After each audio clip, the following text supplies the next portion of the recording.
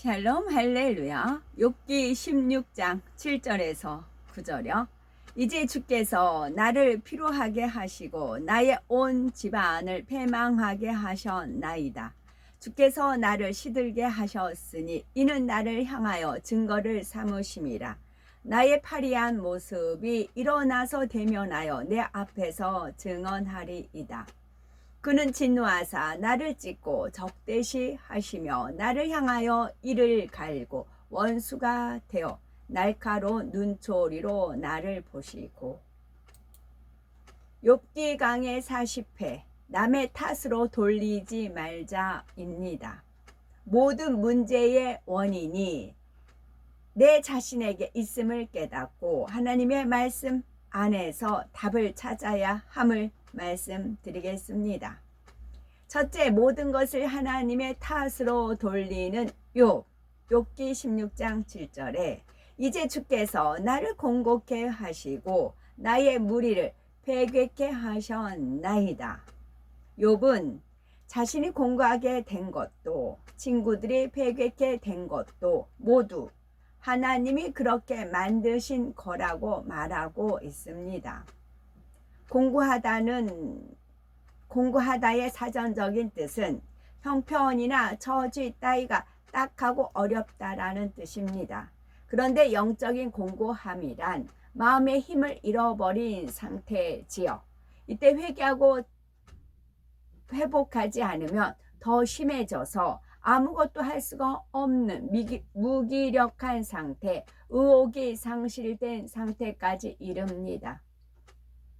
우리 중에도 시험 환란이 왔을 때 그것을 해결하기 위해서 온갖 노력을 다해 보다가 결국 해결되지 않으면 힘을 잃고 공고해집니다. 충성의 의욕, 전도의 의욕, 기도의 의욕도 사라지고 점점 근심, 조조, 불안감에 사로잡히게 되지요. 이 상태에서 공고함이 더 심해지면 살고 싶은 의욕조차 사라지게 됩니다. 사도 바울도 죄와의 싸움에서 가장 고통스러울 때에 오호라 나는 공고한 사람이로다. 이 사망의 몸에서 누가 나를 건져내랴 라고 고백하였지요. 이처럼 자신의 힘으로는 도저히 헤쳐나갈 수 없는 상태를 곤고하다고 말하는 것입니다. 패괴의 사전적인 의미는 부서지고 무너지는 것을 말하는데 영적으로는 마음이 부패하여 사람의 도리에 어긋난 것을 의미합니다. 다시 말하면 진리의 도에 어긋난 것을 뜻하지요. 욥은 하나님께서 자신을 치셨으므로 힘을 잃고 무기력해졌을 뿐만 아니라 친구들이 도리를 벗어나 괴상한 말과 행동으로 자기를 사정없이 친 원인도 다 하나님께 있다고 말합니다. 친구들이 격동케 된 것은 근본적으로 자신들의 악이 원인이지만 그 악을 발동시켜서 드러낸 것은 바로 욥의 광풍같이 쏟아낸 말들이었습니다.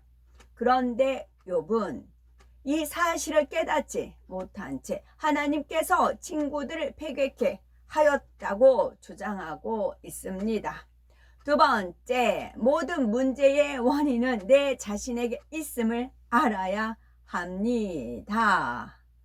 세상 사람들 중에는 신을 믿지도 않으면서 어려움을 만나면 하늘을 향해서 원망하는 경우가 참으로 많습니다.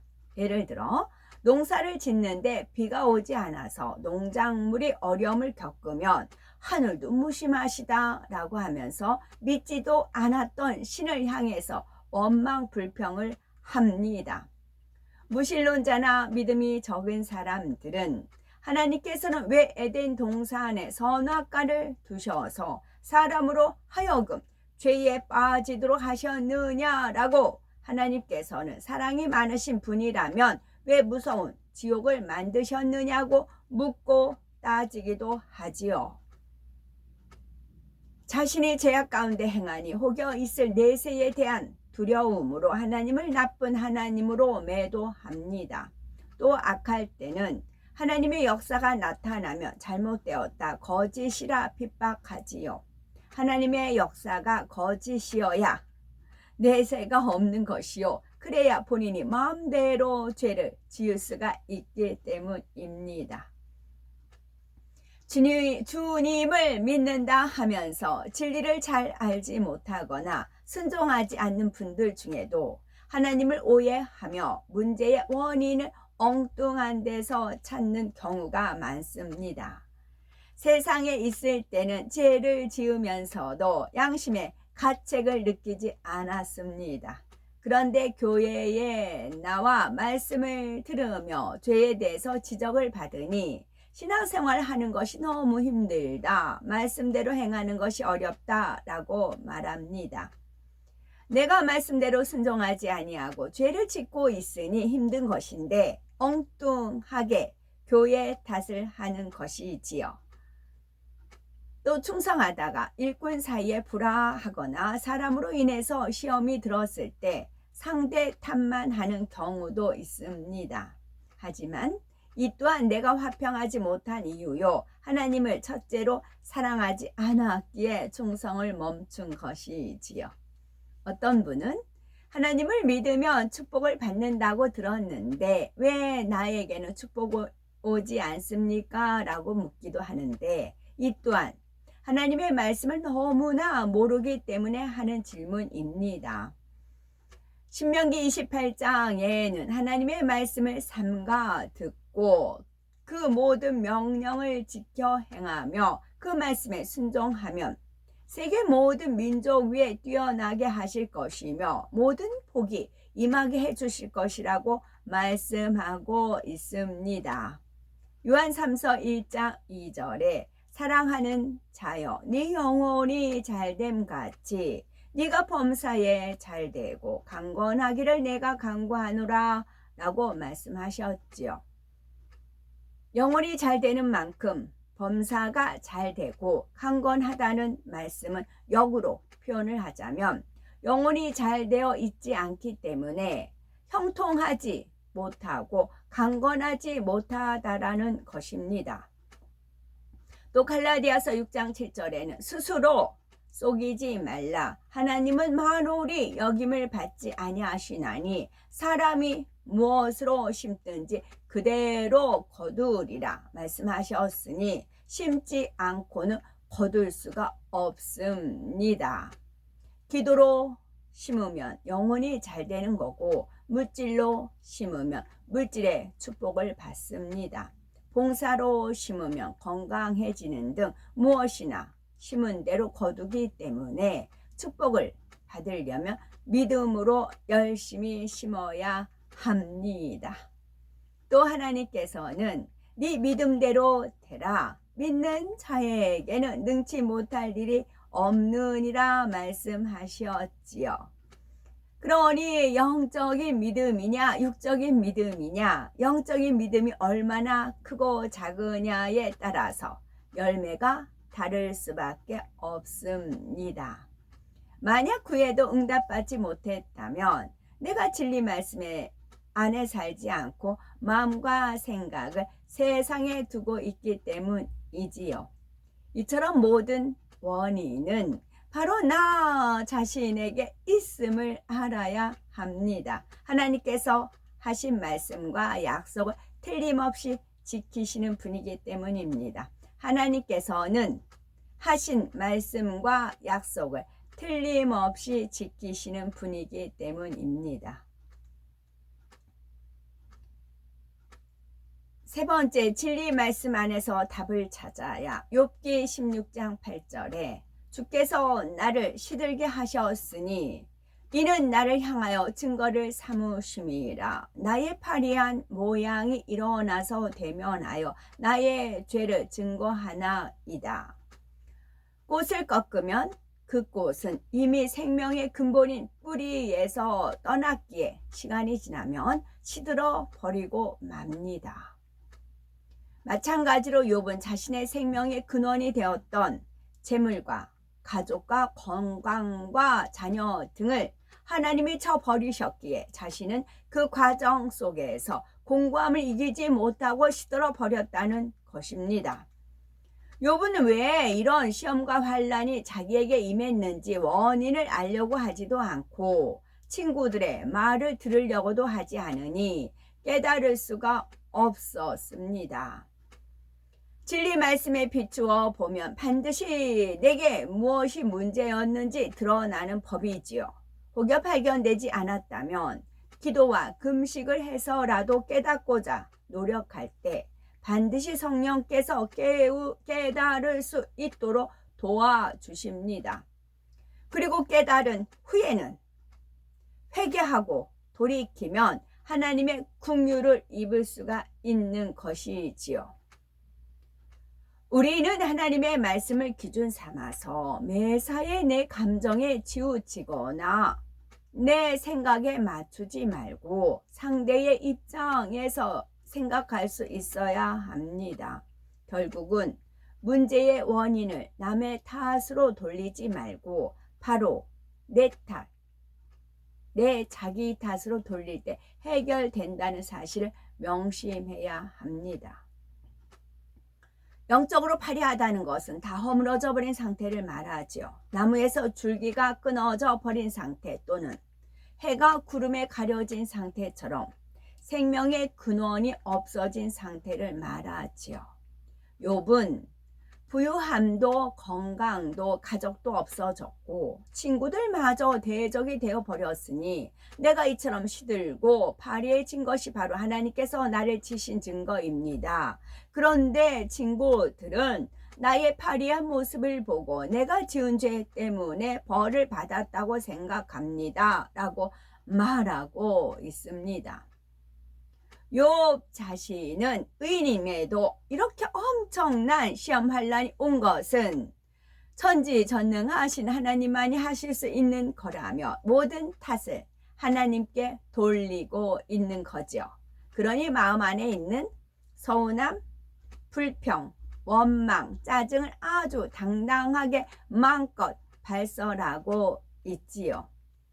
세상에서도 잘 되면 내 탓, 못 되면 조상 탓이라는 말이 있는 것처럼 많은 사람들이 일이 잘 되면 자기가 잘해서라고 하고 잘못되면 남의 탓, 환경 탓으로 돌립니다.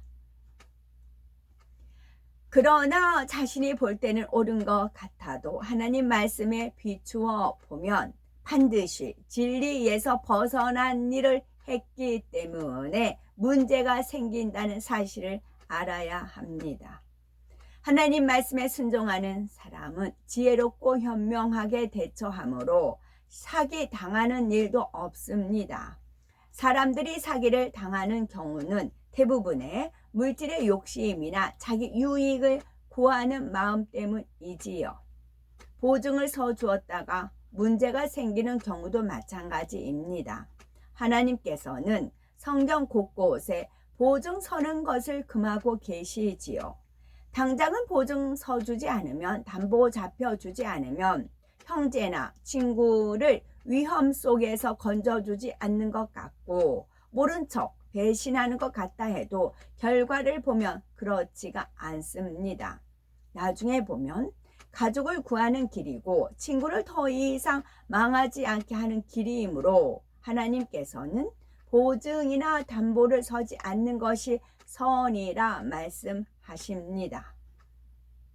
돈거래도 마찬가지입니다. 로마서 13장 8절에 피차 사랑의 빚 외에는 아무에게도 아무 빚도 지지 말라 말씀하셨지요. 그러므로 상대에게 보증을 서달라거나 돈거래를 부탁하지 말아야 하는 것이며 무엇보다 교회 안에서는 이런 일이 없어야 합니다. 욥기 16장 9절에는 그는 진노하사 나를 찢고 군박하시며 나를 향하여 이를 갈고 대적이 되어 뾰족한 눈으로 나를 보시고. 욥기 16장 9절. 하나님이 진노하셔서 자기를 찢고 있다고 말하는 것은 욥이 지금 악창이 합창되었다가 터지기를 반복하고 있는 상태를 의미합니다. 군박의 사전적 의미는 적에게 공격당하여 괴로움을 당하는 상태를 말하지요. 영적인 뜻으로는 하나님께서 욥의 죄를 계속 지적하며 소송하는 것을 말하고 있습니다. 즉 욥을 구박하고 박해를 가하고 있다는 의미입니다. 뿐만 아니라 하나님이 자기를 향해서 이를 갈고 계속 반격해 오고 있으며 뾰족한 눈으로 욥을 날카롭게 쳐다보고 있다고 말하지요. 즉 하나님이 욥을 표적으로 삼아서 계속 괴롭게 만들어 나가고 있다는 것입니다. 욥은 병의 증세가 호전되는 것이 아니라 고통이 계속되기 때문에 이러한 표현을 하고 있는 거죠. 광대하신 창조주 하나님께서 더구나 사랑과 선 자체이신 하나님께서 어찌 피조물 한 사람을 표적으로 삼아서 이를 갈며 공격하시겠습니까? 우리는 아무리 어렵고 힘든 일을 만난다 해도 결코 욥처럼 하나님을 원망하거나 악한 말을 쏟아내서는 안 되겠죠. 자신이 감당하기 어려운 일을 만나면 내 안에 깊이 묻어두었던 악이 드러나서 전에는 상상하지도 못한 악독이 쏟아져 나오는 연단의 시간인 것입니다. 이때 나는 원래 이러지 않았는데 하며 환경과 다른 사람 핑계를 대지 말아야 합니다.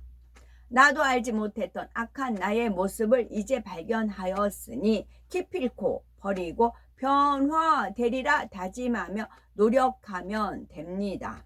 그럴 때 깊은 악의 본성도 본성 속의 죄성도 버릴 수가 있는 것이지요. 혹여 내 안에는 남의 탓을 하는 마음, 혹여 내 안에는 진실하지 못한 마음은 없는지 항상 하나님의 말씀으로 비춰보시고 그리하여 어떤 어려움과 문제 앞에서도 진리의 빛으로 인도받아서 형통한 복을 누리는 아름답고 복된 우리가 되어야 되겠습니다. 아멘.